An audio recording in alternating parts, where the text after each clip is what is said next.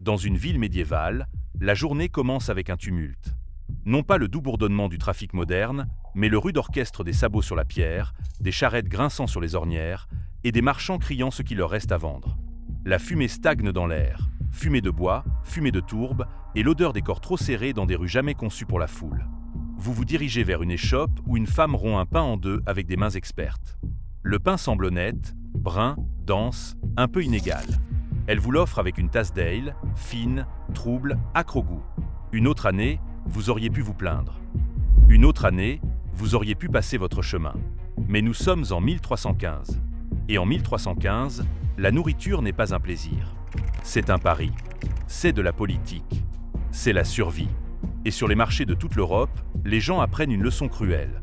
Quand la récolte échoue, même le plus simple repas de rue peut se retourner contre vous. Restez avec nous, car à la fin de cette exploration, vous découvrirez pourquoi la nourriture de rue de 1315 n'était pas un simple menu, mais un miroir reflétant les chaînes d'approvisionnement fragiles et les choix difficiles d'un monde au bord du précipice. La crise commence au-dessus des champs. Au printemps 1315, la pluie tombe encore et encore. Non pas le genre de pluie que les agriculteurs peuvent gérer, mais des averses incessantes qui aplatissent les récoltes et transforment les routes en pièges. L'air reste frais. Le soleil semble plus faible. Les céréales peinent à mûrir. Le foin ne sèche pas correctement. La paille ne se conserve pas. Les animaux, qui dépendent du fourrage stocké, doivent affronter l'hiver avec des granges à moitié vides. Un chroniqueur décrivant les années de famine rapporte que les pluies estivales étaient si abondantes que les céréales pouvaient à peine être récoltées et nécessitaient un séchage supplémentaire avant même de pouvoir être utilisées pour le pain. C'est le genre de détail qui en dit long. Ce n'est pas juste de la malchance. C'est l'effondrement de la routine. Et quand la routine s'effondre, les prix ne montent pas poliment, ils bondissent. Dans les régions touchées, le coût des céréales et des denrées de base s'envole, et les pauvres se retrouvent dans un cauchemar où la nourriture existe peut-être encore quelque part, mais à un prix qu'ils ne peuvent pas payer. Les chercheurs étudiant cette famine soulignent les perturbations des marchés locaux, la thésaurisation et les défaillances de la surveillance qui ont aggravé les pénuries. En Angleterre, des rapports compilés dans des résumés ultérieurs décrivent une forte augmentation des prix des denrées alimentaires pendant la crise, si forte que même les provisions de base pouvaient devenir inaccessibles pour les familles ordinaires. C'est la toile de fond de notre histoire. Une année où le mauvais temps ne fait pas que ruiner les récoltes, il remodèle chaque rue, chaque cuisine et chaque bouchée vendue à l'air libre. Beaucoup de gens, en particulier les pauvres, vivent dans des espaces exigus avec un accès limité au combustible et peu d'options. Cuire un pain n'est pas seulement une recette. C'est l'accès à un four, du temps et de la chaleur. Brasser de l'ale n'est pas juste une boisson. C'est de l'équipement, des céréales et un travail régulier. Dans les villes, cette réalité crée un marché pour la nourriture préparée par des spécialistes et vendue partout où les gens se rassemblent. La nourriture de rue s'inscrit donc dans la géographie pratique de la ville médiévale. Près des portes où les voyageurs arrivent affamés et fatigués, près des ponts où le trafic piétonnier ne s'arrête jamais, près des églises, surtout les jours de fête quand les foules débordent dans les rues, près des quais où le poisson arrive rapidement ou se gâte tout aussi vite. Et sur le marché central où tout, céréales, sel, oignons, œufs, bois de chauffage, se transforme en marchandage. La nourriture de rue n'est pas toujours sophistiquée et elle n'est pas toujours cuisinée sur place. Souvent, c'est une nourriture conçue pour résister au transport. Des pains robustes, des tartes bon marché, du poisson salé quand il est disponible, du potage chaud transporté depuis une marmite et de l'ale versé dans n'importe quel récipient que l'acheteur peut offrir. Mais en 1315, la rareté déforme ce système. Lorsque l'approvisionnement en céréales est instable, la nourriture de rue devient un concours entre la faim et la confiance. Si la nourriture de rue médiévale a un roi, c'est le pain. Le pain, ce sont des calories que l'on peut transporter. Il transforme les céréales en quelque chose qui dure plus longtemps qu'une bouillie laissée dans un bol. Il peut être mangé seul, trempé dans un ragoût, ou utilisé comme base pour les restes que l'on peut s'offrir. Et c'est précisément pourquoi il devient dangereux en une année de famine. Lorsque les céréales sont humides, le stockage devient plus difficile. L'humidité favorise la détérioration. Même si la récolte est rentrée, elle peut mal se conserver. Et à mesure que les approvisionnements se resserrent, tout le monde, des paysans aux boulangers en passant par les fonctionnaires municipaux, subit la pression d'étirer ce qui reste. En des temps meilleurs, la différence de qualité entre les pains des riches et des pauvres est déjà évidente. Des pains blancs fins existent pour les riches, tandis que des pains plus grossiers, plus foncés, plus lourds, pleins de son, nourrissent la majorité laborieuse. Mais en période de crise, même le pain ordinaire change. Quand on entend l'expression « pain rempli d'asticots », cela sonne comme une exagération, comme une insulte lancée à un mauvais boulanger. Mais en une année comme 1315, les insectes et le stockage humide ne sont pas une plaisanterie. Les greniers peuvent attirer les parasites. La farine peut être contaminée. Et un pain qui semble acceptable à l'extérieur peut cacher une vérité désagréable à l'intérieur, surtout s'il a été cuit, conservé et revendu après avoir reposé dans des conditions chaudes et bondées. Tous les pains ne sont pas ainsi. Tous les boulangers ne sont pas malhonnêtes. Mais la faim abaisse les standards et la rareté invite au raccourci. C'est ici que le marché de rue médiévale devient un labyrinthe moral. Car étirer la farine peut signifier deux choses très différentes. Parfois, c'est une tactique de survie. Faire du pain avec ce qui est disponible lorsque le blé est trop cher. Les archives et les reconstitutions de la boulangerie médiévale décrivent des pains faits de pois, de haricots, de son et de céréales mélangées. Des pains denses qui remplissent l'estomac même s'ils ne plaisent pas au palais. En période difficile, même le pain pour chevaux, destiné à l'origine aux animaux, pouvait devenir de la nourriture humaine. Mais parfois, étiré devient de la tromperie. Lorsque les prix montent en flèche, un boulanger peut conserver la même forme familière de pain tout en altérant discrètement ce qu'il y a à l'intérieur. Plus de remplissage, de la farine de moindre qualité, moins de la céréale attendue, ou le boulanger peut réduire la taille du pain et espérer que personne ne le remarque. Et les villes médiévales le remarquaient, car le pain était trop important pour être laissé sans surveillance. En Angleterre, l'un des cadres clés pour cela était l'assise du pain et de la bière, un ensemble de réglementations qui liait le poids du pain au prix des céréales. L'objectif était la stabilité. Plutôt que de changer constamment le prix du pain, les autorités pouvaient ajuster le poids en fonction du coût du blé. Ce système nous dit quelque chose d'important.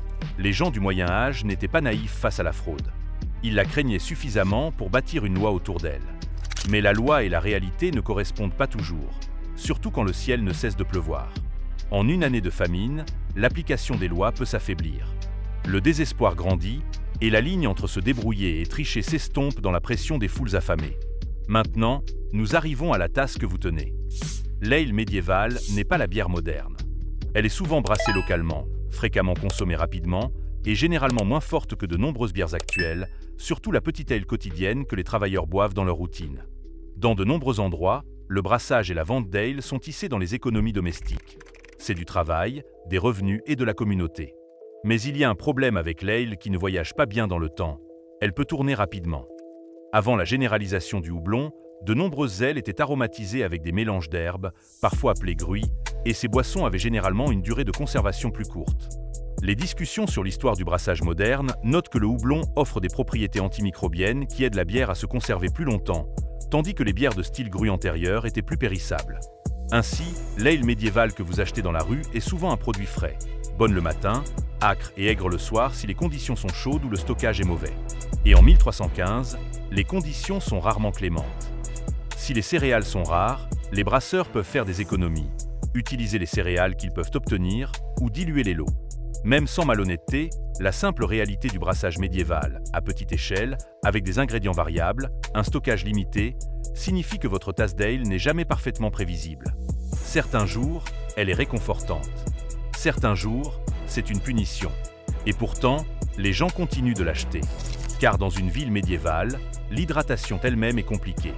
Les sources d'eau peuvent être propres à certains endroits et douteuses à d'autres. L'ale est familière, disponible et fait partie de la vie quotidienne.